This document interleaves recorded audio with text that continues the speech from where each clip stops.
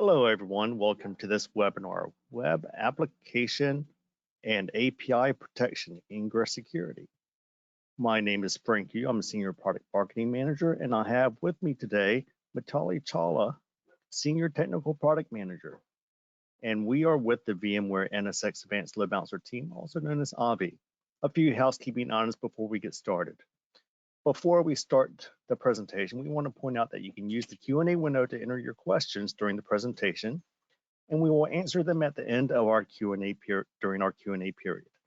This webinar is also being recorded and will be available online on demand. We will send out a link to the presentation and recording afterwards. If you find this content useful, please feel free to share this link with your colleagues. And now, let's get started. And again, my name is Frank Yu. I'm the Senior Product Marketing Manager here with VMware at AVI. And we're talking about Web Application and API Protection, Ingress Security. And this is an interesting topic because it's very relevant in today's world. We need to figure out what's going on in terms of our applications, our network architectures, design, a lot of changes going on in terms of how we're designing and building things. And we really need to understand how to protect our applications and our data and things like that as we move forward. So let's talk about this presentation. So first, let's go quickly over the agenda. I want to talk a little bit about the current security landscape, network architectures, what is happening. Why are we discussing this today if we've been doing IT for 30 years? What's different today versus what we have been doing in the past? And there are quite a few things different, obviously. And two, we're going to talk about AVI, the VMware NSX Advanced Load Balancer, and how AVI addresses security and what we can do. And then talk about the advantages of AVI, at least from our perspective, and how it incorporates and brings all these things together. And then Mitali is going to come online and show us this great demo of the AVI solution, of the technology in action, and how we can really work to protect these application infrastructures that we're talking about. And last, we're going to talk a little bit about how to position and talk about the AVI security. So let's talk about some background information. Application environments are evolving. It's changing a lot. And for the past, I'm going to say 10 plus years, we've been talking about things like cloud, public cloud, software-defined architectures, and multi-cloud. And you can see here with these statistics that in terms of public-facing websites and applications, over the course of the next year or so, organizations are probably just about going to double the amount of public-facing websites they have running on public cloud infrastructure. Places like AWS, Azure, Google Cloud. And of course, we have this private cloud concept also with the software-defined data center, SDDC, where we're doing virtualization within our own infrastructure or within colo facilities and things like that. So the use of cloud architectures and public cloud is increasing dramatically. And the other major shift that I want to mention here is the second half of this slide. Half of public-facing websites and applications run on microservices. So 39% of organizations today, or recently, moving towards 71%. So not quite double, but getting close to that number, where a large number of organizations are moving to microservices. And what do we mean when we say microservices? We talk about containers. We talk about these applications running in these containerized environments, and where we used to have the monolithic applications where we had, back in the old days, and I'm showing my age a little bit, we had our front-end processors, the FEP, the HTTP interface. Then we had the middleware, which did a lot of the logic and the things, and like the PHP, the .NET, all the stuff that's running in the middle. And then we had the back end, which was the database and all the other pieces. And now this 3-tier architecture that we had for websites is now blowing up into hundreds of components, because each little piece becomes its own microservice that now we have flexibility to update regularly and change things over quickly. And it's really changing the dynamics of communications between the applications, the client and application, because we now have all these separate components within the microservices. And it's interesting, gives it a lot of great things, but there are challenges, of course. So let's talk a little bit about some of these things. So the main thing I want to talk about is security is really important, and web application, most of the applications we use, let me just put a caveat, the most applications that we use are going to be web-based, HTTP based. 95% plus from some of the statistics I've seen randomly say that applications are HTTP based because it's become the de facto standard for application communications. So when I say that, web application breaches are big. They're huge. They're happening all the time, and they're happening in multiple ways. And you can see on the left-hand side some of the stats, social engineering. These are like the phishing attacks with the email, or people calling you saying, I need to reset a password, or things like that. And basic web application attacks. So hackers using scripts and other tools to do brute force password guessing, to do things like SQL injection attacks or cross-site scripting attacks, and these other things. And some of these attacks I mentioned are what we call the OWASP top 10. So these are the top 10 common vulnerabilities and attacks that we see for web applications. And this is something that's going to come up a little later as we continue talking about this. But this is big because it costs us a lot of money. It impacts us in terms of downtime, lots of other things. And really and truly, we can protect against some of this, with social engineering. We can educate our users. We can integrate web application firewall, this WAF technologies to help talk about that. To help prevent that. And we will talk about that a little more as well. And ultimately, all these attacks and all these security and all these things you hear in the news, they cause problems because what is the impact for us as a business? We have impacts on multiple levels when there's an attack, when there's a successful attack or breach into our applications where team members are impacted, application downtime, negative impact on brand or value where you're in the news that you got hacked, or the company at least. And that's not a good thing. Negative customer experiences. My website is down and I'm an e-commerce and it is a holiday shopping season and people can't buy stuff. They're going to have a bad taste in their mouth. They're going to go somewhere else to buy things. There's a lot. I'm not going to list all these. You can see all these items in terms of the impact for security, and it's huge. It's not just a raw monetary. It's not just a raw, okay, I lost my data or my application's been defaced. There's multiple levels of impact on the business that are not easy to fix once it happens. So we need to start thinking about how can we be more proactive in protecting against these security threats? What can we do to protect ourselves? And we implement security tools. We implement security tools like this web application firewall or API security tools. So API is starting to become really popular because we're talking about API from these microservices when they communicate with each other. When we talk about microservices, we talk about APIs because they talk to each other primarily through this concept of API. We have DDoS, distributed denial of service mitigation, because DDoS attacks you hear about in the news, they're popular. They're good fodder for the media, where websites and businesses are shut down because of the DDoS attacks, or you might get extortion threats or blackmail threats where if you don't do something where you're going to DDoS your site and bring it down. And there's things like bot management, where we talk about now these automated bots that are traversing the internet and how we deal with that. And all these other list of things. But ultimately, we buy and try to implement these different solutions. But a few things to consider here, excuse me, on the left-hand side is we tend to buy point solutions. And point solutions work in their own little island of schema of things in terms of analytics, visibility, what they detect, what they block, etc. And ultimately, it seems to make sense. Can we consolidate our security solutions to give us more visibility or broader visibility into the scheme of things? And this is why we have things like the security element and information manager, these scene types solutions, which are kind of the overall overarching things that plug things in to give us really this analytics driven, because analytics is not just looking at 10 different tools and getting the analytics 10 tools and somebody saying, okay, this relates to that. Can we get a tool that looks at everything and brings it all together for you?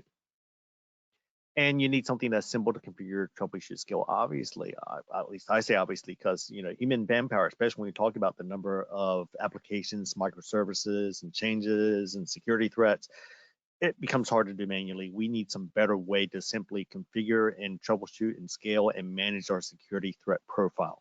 So how do we do that?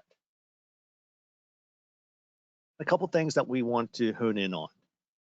API security. API security, again, I mentioned APIs for the connections between these microservices and through different web tools and third-party tools and things like that. API is a hot term. And these APIs tend to be HTTP driven. They tend to be HTTP RESTful driven using a JSON or XML, SOAP, or some other type of protocol to communicate. And 90% of people anticipate they plan to spend on this web application and API protection technologies over the next year and a half. That's a large number. And in terms of number of applications that are public facing that use these APIs, today, 22%ish. 2 years from now, that's going to, again, almost double to 41%. So the number of applications using APIs is going to be growing tremendously over the course of the next 2 years. So the need to be able to understand and protect your APIs, because they are possibly public facing and they expose a lot of information, is going to become very important. Second piece that I want to highlight is bot management. So you might have heard recently in the news, bots. Why do we care about bots? And did you know that probably 40% of the traffic, and I hear from other people that the stat is actually higher, on the internet is not human. It's not people going to these sites, it is bots. It is these automated engines that go to these websites for various reasons. And now when we say various reasons, what are the reasons?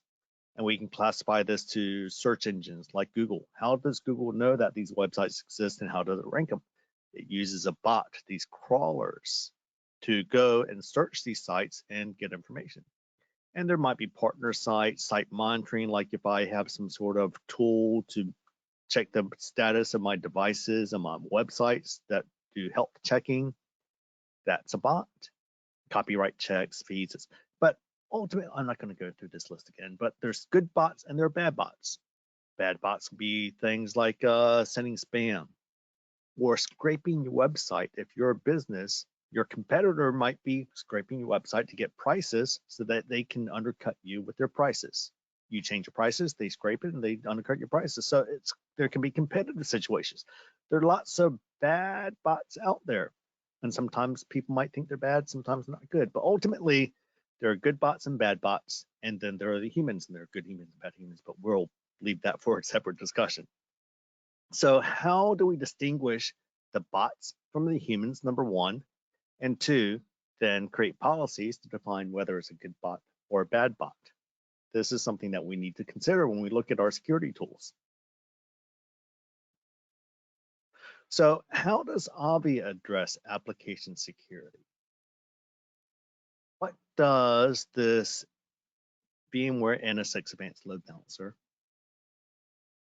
Balancing technology do for security, and why is it relevant? Well, I'm going to say up front, the load balancer is the best place for security for your application. Why? Because if you look at this diagram, you see the application down below. And it could be the monolithic standard application. It could be microservices. It could be in the cloud. You can see little pictures of clouds there, or on premise with the building in the bottom there.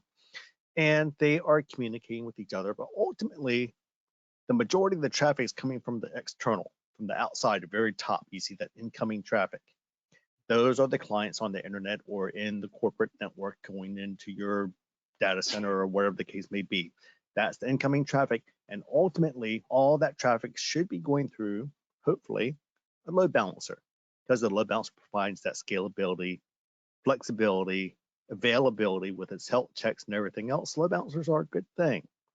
And that load balancer is providing that first line of defense. It is that first point of serious security for your applications. And it is going to provide that ingress security into your application infrastructure because it is a load balancer. And then we have the east, west, and other controls. So you have your segmentation, you have your distributed firewalls, IDS, IPS. You might have NDR or XDR solutions like VMware has Carbon Black for its NDR, XDR solutions with the east, west. That works really well. Something to look at maybe in a future presentation. But we have these pieces, and really and truly then what this is providing is it's providing the benefits of a load balancer, because the load balancer is a full reverse proxy. It is acting as a proxy for the connections coming in to the application infrastructure, which gives us full transaction visibility.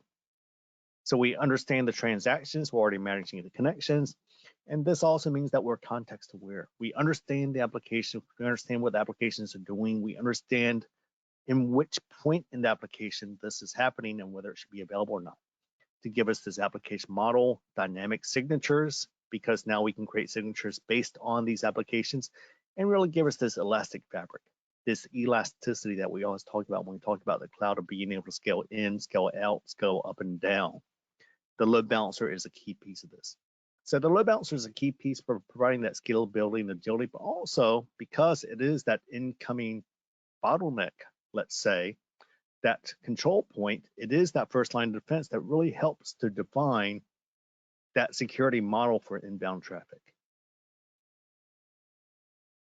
And ultimately, the load balancer provides, you can see on the left-hand side, all the key features that a load balancer, or some people call them application delivery controllers, ADCs, provides all these functions like this local traffic management, server load balancing, global traffic management, like the global server load balancing, the web application firewall, Ingress services. So Ingress capabilities to act as a Kubernetes Ingress controller, for example.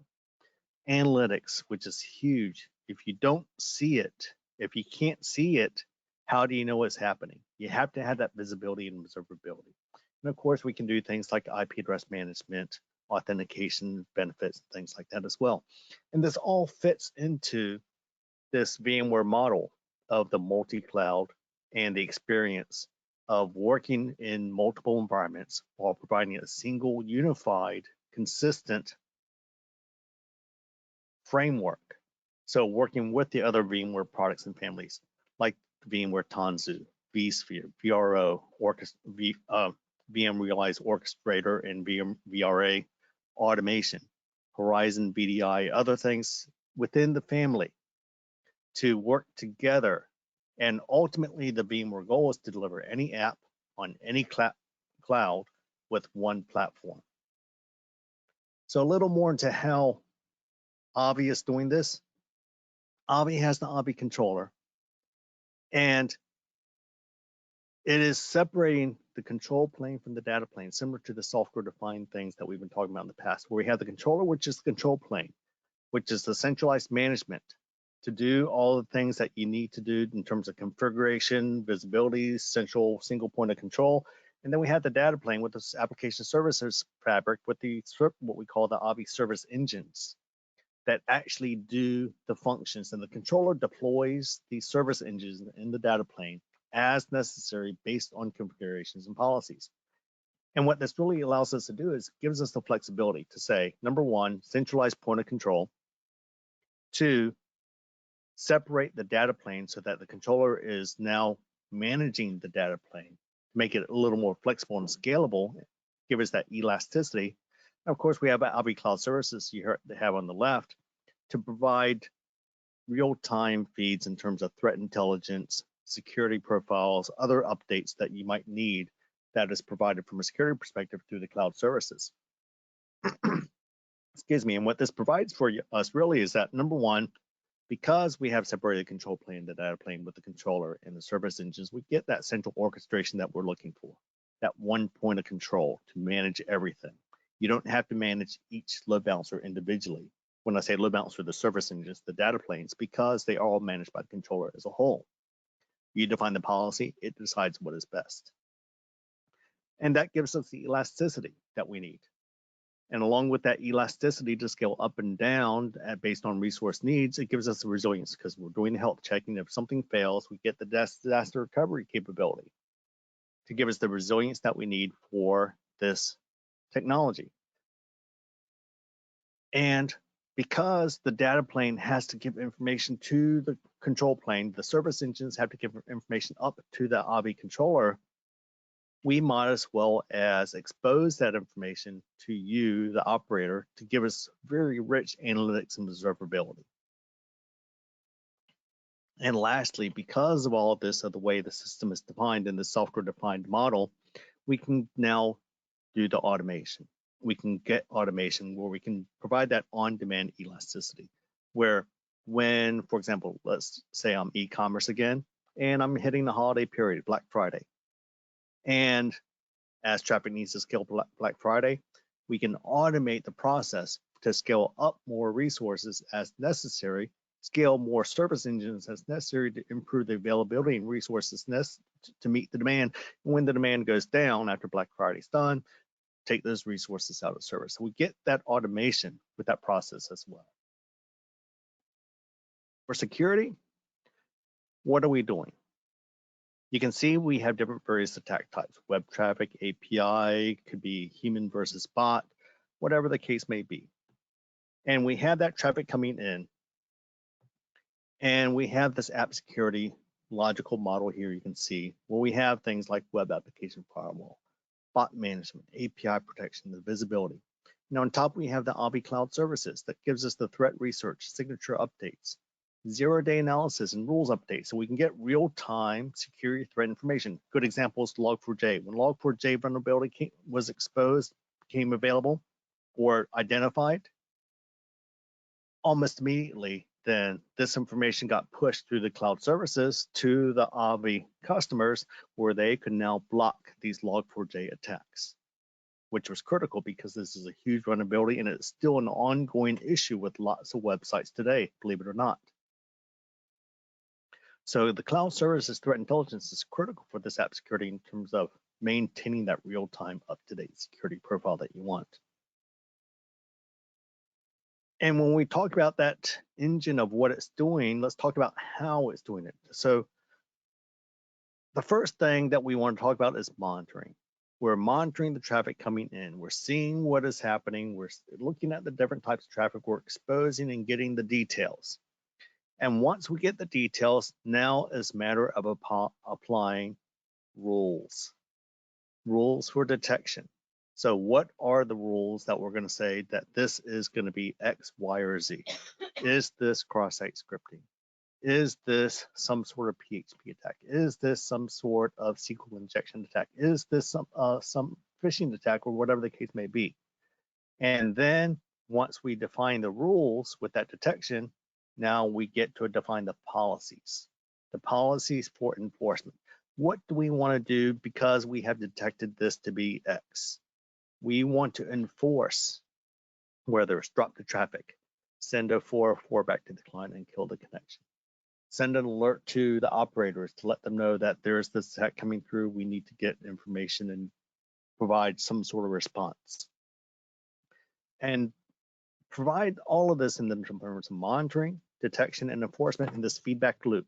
We need a feedback loop to enable rules changes so that we can reduce the number of false positives and false negatives. This is a huge thing in terms of security because there's so much alerts coming through that it's hard to manage. We really need to minimize the number of false positives and false negatives with this closed feedback loop through the monitoring, detection, enforcement, and updates to make this a cleaner and cleaner system as we learn what is good and what is bad and get more specific and be able to identify the true threats to your applications.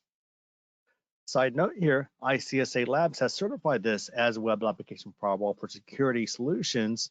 ICSA is a third-party independent lab certification organization that is very well respected in the security industry to show you that we can really protect you using this model that we have shown here. Let's talk a little more specific. Let's talk about bot management. So bot management is a little different because in terms of what we want to do with bot management, at least from our perspective, from the Avi perspective, the first thing we want to do is we want to differentiate, are you human or are you bot? Because bots look different.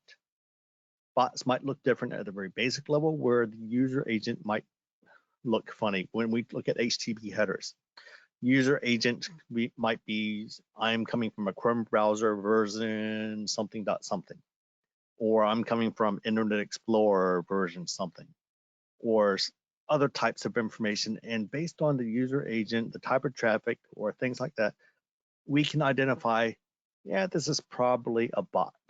And then we can use more information in terms of IP reputation. Do we trust this IP address because it has been seen in other types of things in the past, or where the network, or in terms of geo database, or other types of databases that we can use that we send updates for to tell you whether we believe this is a bot or not. And it's not just user agent. There are lots of other pieces in the user header and other components that we can use to identify, are these human, are these bot? And once we identify, once you're a bot, then the next question is, what kind of bot are you? Are you a search engine bot? For example, again, Google doing its crawling, spanning the internet, looking for websites so that you can do your Google searches. Or is it a different type of bot that's more aggressive or more sinister? And once we identify what kind of bot are you, now it's dependent upon your policy on what to do in terms of actions. Do we want to stop this bot? Do we want to allow it? The question is, are you good or a bad bot? And your policy defines it, because not everybody says the same bot is good or bad, because I might think that crawler bots like Google search engine bot is a good bot. Other people might say, no, I don't want that for whatever reason. So you can define the actions on whether it's good bot or bad bot based on your policies, and then block or allow or do something else with it. So all of this comes together in that similar framework that we saw on the previous slide in terms of providing that feedback loop. And we can give you an analytics to determine whether things are bots or not bots, and good bots and bad bots based on your classification. One other thing I want to touch on, we mentioned in the other slide, is DDoS mitigation tends to be a fairly popular topic, partially because it's in the news a lot. And DDoS mitigation is important because DDoS mitigation can be obviously beneficial for keeping your website online. And definitely want to let you know that in terms of first line defense and the key line being the entry bottleneck point into the network and applications, the load balancers provide a lot of DDoS mitigation capabilities from layer 3 all the way up to layer 7. And this is important because a lot of DDoS mitigation solutions that you look at and talk about tend to be just network based, layer 3. So I'm looking for certain types of flood type attacks like ICMP flood, or UDP reflection attack like a DNS type reflection attack. And you can do that with some solutions, but you also need to do more. You have layer 4 solutions like SYN flood attacks. This is part of the 3-way handshake, SYN, SYN-ACK, SYN, SYN-ACK, in terms of 3-way handshake, where somebody sends a lot of SYN requests and creates half-open connections, and that kills the resources on your server, so that's a bad thing. And load balancers can help protect against that and many other types of layer 4 transport attacks in terms of when we talk port scans and Xmas tree, this is TCP flags and other pieces of things that we can do is really cool. And then we can also do layer 7 type of attack mitigation. So slow LoRa, slow post, where we send little bits of traffic slowly over time, consuming connection tables and resources. We can do rate limits in terms based on requests per second by IP, DNS flood, etc. But the key thing here is to show you that the load balancer should be part of the DDoS mitigation solution, because it can do things from layer 3 all the way up to layer 7. So it can complement other solutions that you might have.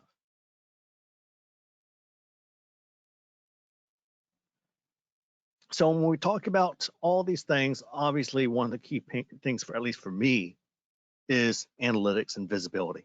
We gotta have good analytics and visibility, because if it just sits there and does things and we don't understand what's going on, how useful is it? So we need to really give you true industry-leading app analytics. So we have this real-time end-to-end timing. So we have a lot of metrics, and there's hundreds of fields that go into getting this information in terms of round trip times, response times, data transfer. So we get end-to-end timing from the client to the server, client to the load balancer to the server for the application, which is really insightful in itself. On top of that, we can give you metrics like DDoS metrics. We're seeing attacks. How big are the attacks? How much? Where are they? Get more details, so we can always drill down in all of these details with all these metrics that we're seeing. We can get details about app logs, analytics in terms of, okay, let me get me details about specific connections. Why was this flagged as a threat? What does it look like? What did we do because of it? So we can get very rich, detailed, rich log analytics, and this really helps us in terms of what we call the mean time to analyze, mean time to repair, mean time to resolve, because understanding the root cause of the problem so quickly and easily through these drill down analytics really improves that response time in a real world situation. And web application firewall attack analytics. And we can give you details about specific attacks and specific things.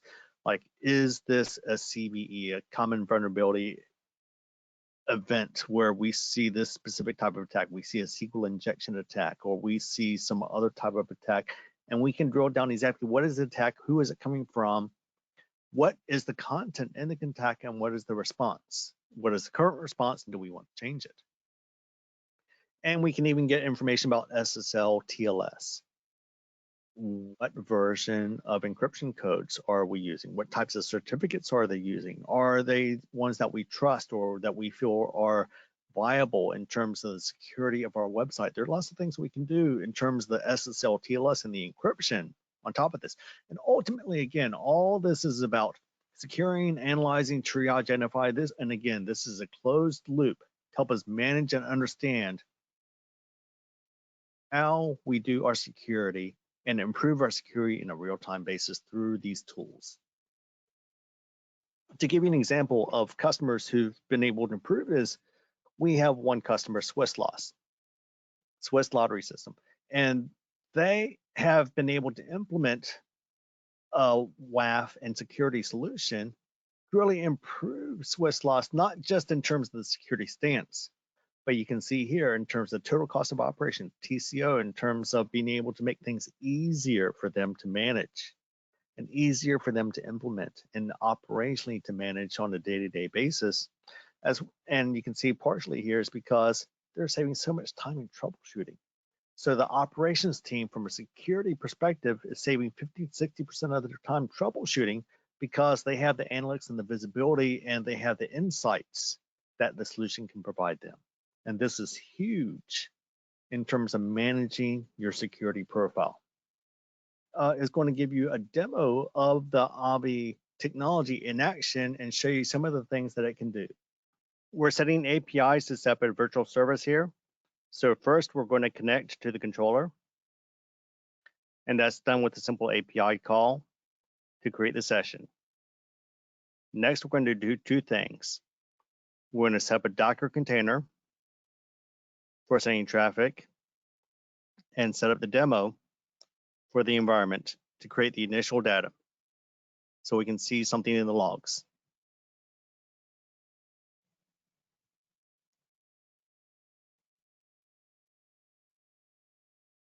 So now we're going to create API crawls to create the individual objects. And you can see here it started to do the creation. So we're creating a WAF profile, WAF policy. And we're going to switch gears here. We're going to show you the Ansible portion of this as well.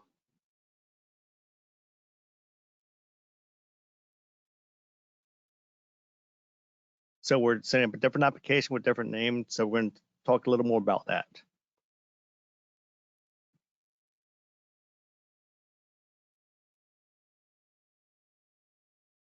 So Avi has the ability to the collection separate different application.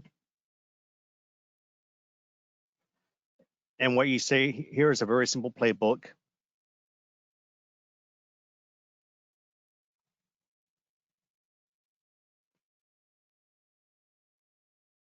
And everything for the application for this configuration is set up through a playbook through a simple config file.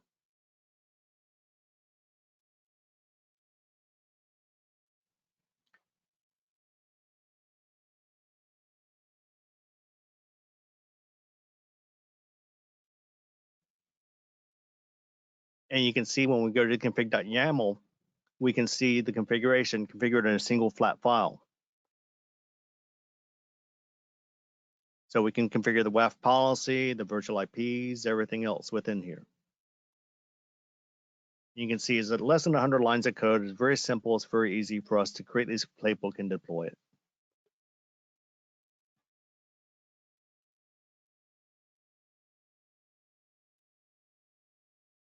So now with this simple config, we have SSL turned on, full WAF policy, everything else for security profile, all built within this simple config.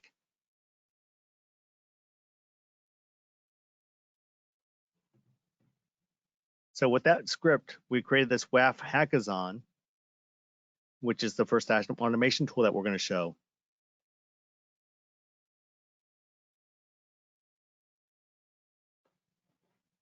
So we're going to switch to a different screen now.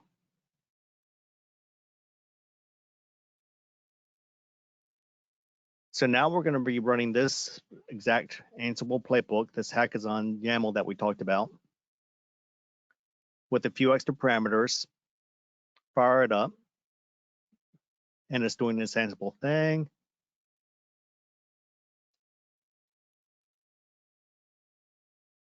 And now it's all working.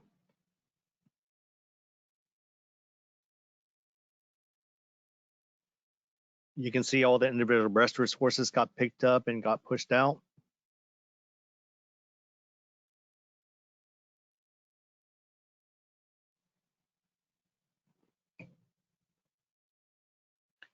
And you can see in the playbook that it'll also detect whether the resources objects have been changed. And so this is a nice way to have some sort of predictability within your infrastructure.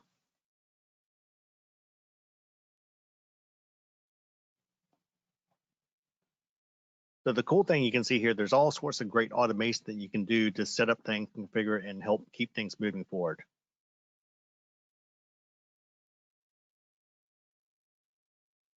So now we have a second virtual service created, hackathon new Ansible, that was created with that script.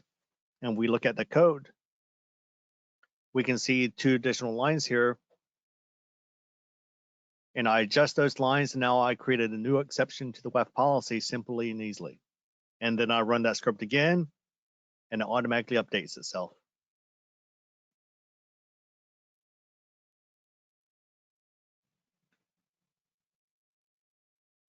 So we run that same script,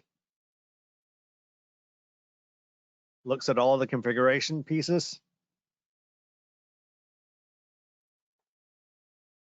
You can see here in the WAF policy, we changed an object. So now it has automatically updated that piece in within that script.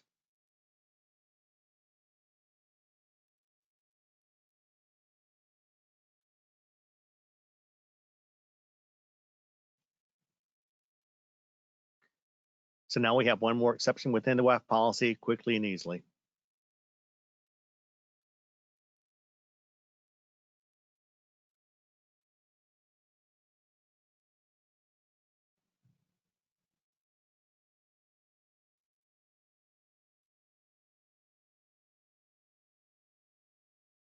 So the great thing is once you can create multiple playbooks, one for creation, one for deletion, make it easy for you to set things up.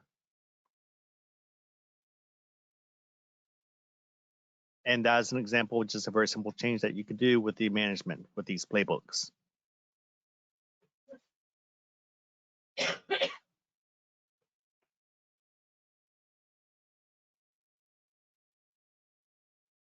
we're going to switch back to a different screen here.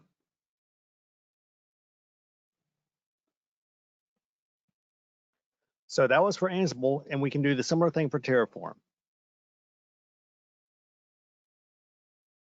So here I'm creating a custom WAF policy using Terraform. Set up my credentials, custom WAF policy, and the resources and the policies that I'm putting in here.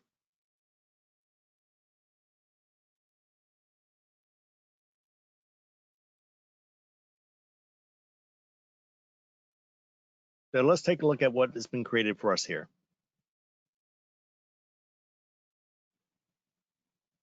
So in the controller here, we can see the virtual service, Hackathon VS, and we have some traffic going to it.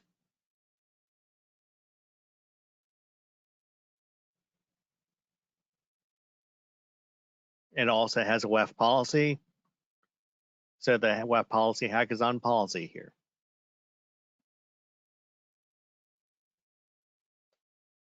So here I've defined a company-wide default policy. So anything that gets installed is going to automatically have that company-wide policy installed.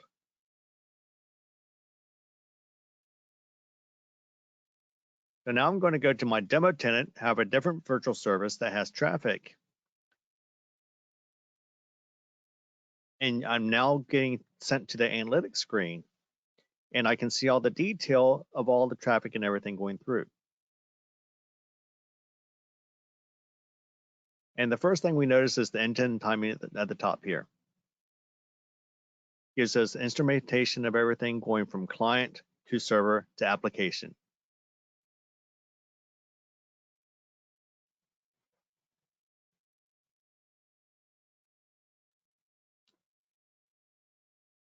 So you can see the round trip time from client to load balancer, client round trip time 9 milliseconds, and we can see the internal piece, load balancer to server, the server round trip time 3 milliseconds for the internal information, and then application response time and data transfer.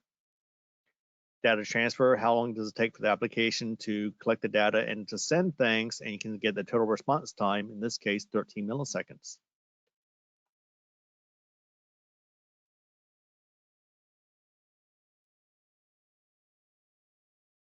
At a minimum, for every app in the system that you see, you're going to get this information. And you're going to get this in the visual graph as well for the end-to-end timing. So you can see here with the infection point that the response time changes. And we can see it very obviously that there's this change in the response time because of the infection point that we see. And we'll go more detail with this in a second.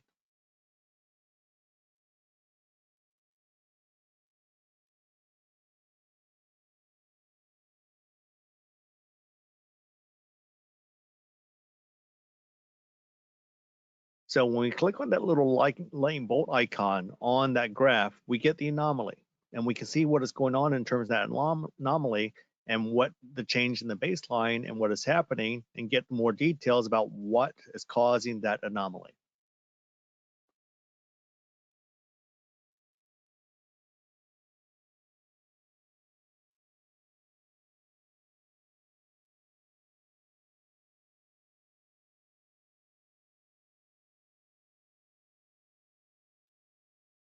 So all these things we see in a very quick and easy dashboard. And we're talking about just basic metrics right now up into entitlement, but now we can get more detail in terms of requests. We can see what kind of requests now are coming through into the system, and what type of code that we're getting response. Is it a 4x response or some other type of response for these requests? This gives you an easy way to troubleshoot from an administration perspective for the applications. And what we're looking at here right now is the health score number. So this health score number gives us an overall view of what we believe the performance of the application is based on metrics that we're defining them upon across multiple categories to give you some sort of general health of the application. So we can see here, we're evaluating not just the performance of the application, but also the security aspect. So we're clicking on the security tab. We can look in here that we have an issue. For example, HSTS is not enabled, so that reduces our health score based on the security profile. But you can see details about the certificate, the TLS versions, other pieces, and the metrics in terms of attacks that we're seeing within the security tab in terms of the visibility.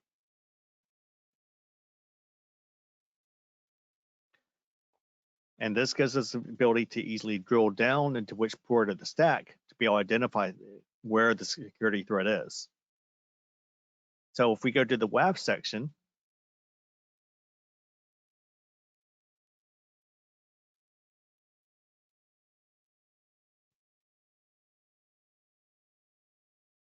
you can see from an analytics perspective, when you're working in security, you want to get more details and be able to drill down and get understand of exactly what is happening. So here we see in this WAF window, we can see a lot of details. This gives us an overview of everything that's going on, as well as gives us the ability to drill down into detail about the different types of attacks and requests that we're seeing. So for example, we have log4j in vulnerability evasion attacks, and there's a rule. We look at it and we see some triggers, and we can see who's actually doing it, and we can see the information that's being requested here.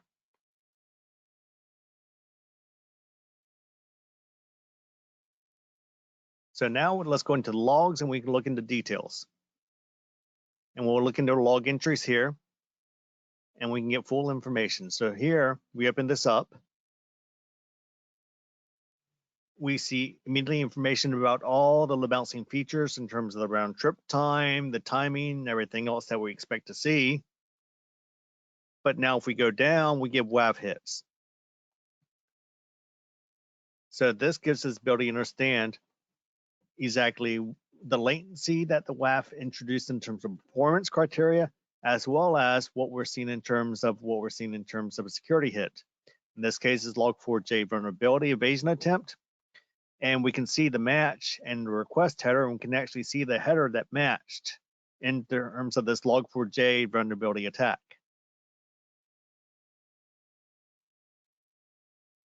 And we can combine this with different metrics, so we can identify not just who it is, but now we can look at top locations.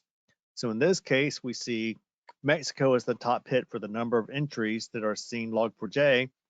And now we search for Mexico, and we can identify all the ones specifically from this location. We can change the filters easily. So we remove the filters and get back to the rules. We can see different rules that hit. Check for file access is one of the top hits. So let's have a look. We look here and we see it's, again, the same information that we see on top in terms of the full transaction. And for this WAF hit, we're seeing local file information, and you can see someone's trying to send information to get to the Etsy password file. So if I want to tune this, it might be a false positive. Allows us to go to make recommendations. It tells us what we think it should do. So here's a recommendation in terms of what to change. So what's happening, here's the reasoning why it's happening, and the action risk assessment. And follow that recommendation. And you can just accept that recommendation and the policy is automatically applied. Simple as that. And now I can go into more tuning. I can look at bot analytics. So when we talk about botnets and determining human versus different bots, we can get more specific classifications. We can see dangerous bot, human, unknown client, bad bot. So dangerous bots, we can see where it's coming from. We can get all the details in terms of the logs for these bots. and the data provided with the log analytics. And again, we get top locations. Most of these dangerous spots coming from France in this case.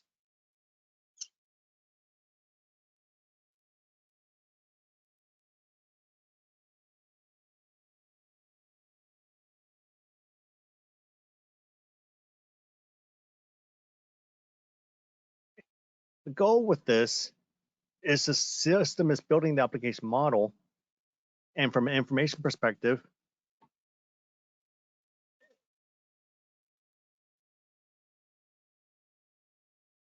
it's giving us more reasons and information for identifying the security and identifying the bots from a detection perspective, give us the visibility. So when we have APIs coming out, we have new APIs get added, we can easily add these to the infrastructure.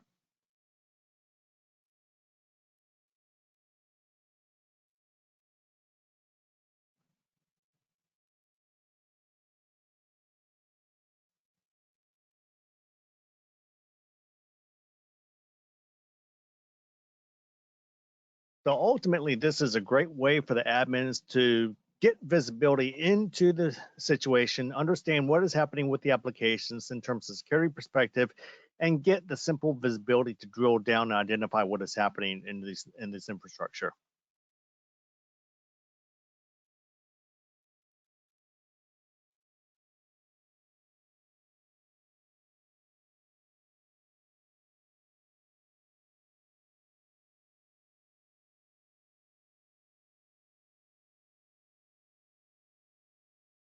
So ultimately, this is a great tool for you from an administrative perspective. But if you want to, in this case, we have full access from an administrative, from a security operations perspective, but you can, for example, give read access to your different deployment groups and your developers so you can adjust things as you move forward. So this is a very powerful solution to be able to get us that visibility and be able to track down and identify these threats.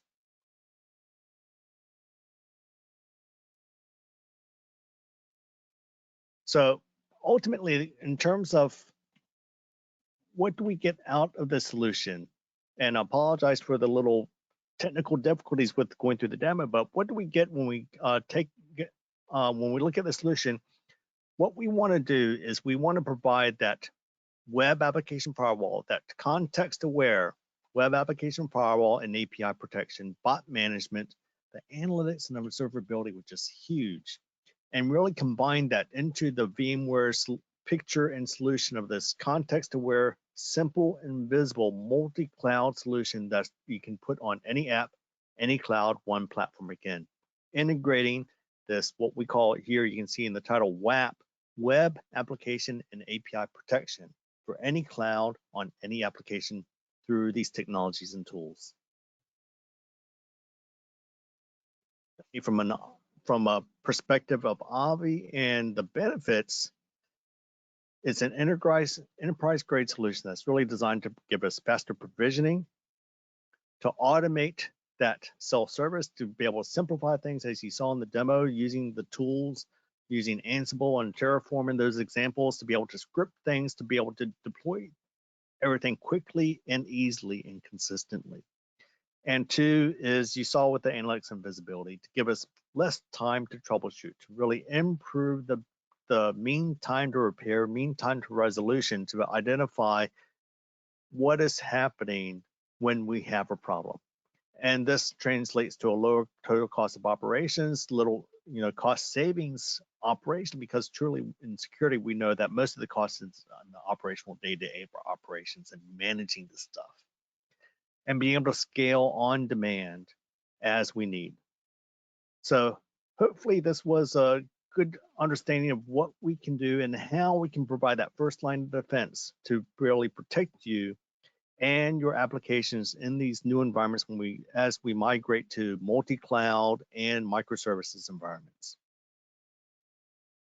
So let's kind of open it up here and look at the Q&A if we have any questions.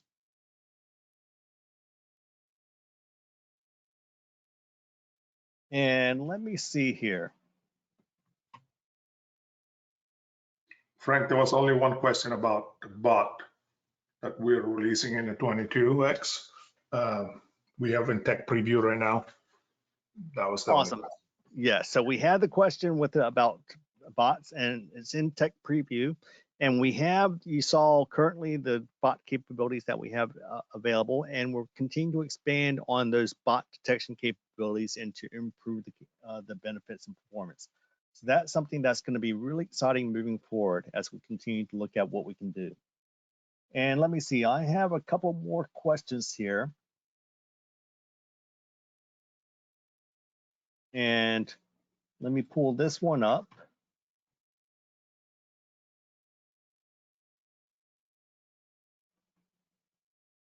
And the first question I have here is,